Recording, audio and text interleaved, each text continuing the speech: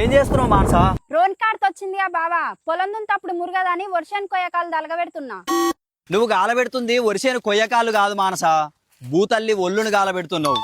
గమ్మతి మాట్లాడుతున్నావేంది బావ నువ్వు? గమ్మత గిట్ల గాలబెట్టడం వలన భూమి పైపొరలలో ఉండే మన కంటికి కనబడని ఎన్నో రకాల సూక్ష్మజీవులు వానపాములు మొత్తం గాలిపోయి నెమ్మదిగా మన భూమి పంట వండియడానికి పనికి రాకుండా అవుతుంది. ఇవి ఒక్కటే కాదు, పంట వ్యర్థాలను ఇట్లా కొయ్యకాలను దలగబెట్టడం వలన CO2 లాంటి ఎన్నో రకాల విషవాయువులు గాలిలో కలిసి ప్రకృతి ఆరోగ్యంతో పాటు మన ఆరోగ్యంగా మొత్తం నాశనం అయిపోద్దిగా. మరి ఎట్లా చేయాలో చెప్పు, కొయ్యకాలతో అట్లనే దుంతనేమో పొలం మురుగుతలేదు.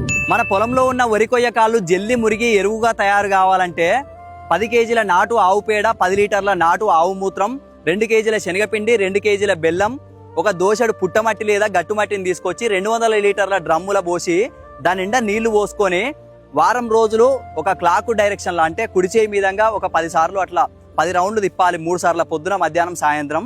తరువాత మనం 1 ఎకరా పొలానికి 200 లీటర్ల డ్రమ్ముని మొత్తం జల్లుకొని పొలం మొత్తం దున్నుకుంటే వారం 10 రోజులలో కొయ్యకాళ్ళు ఏవి లేకుండా మురిగిపోతాయి.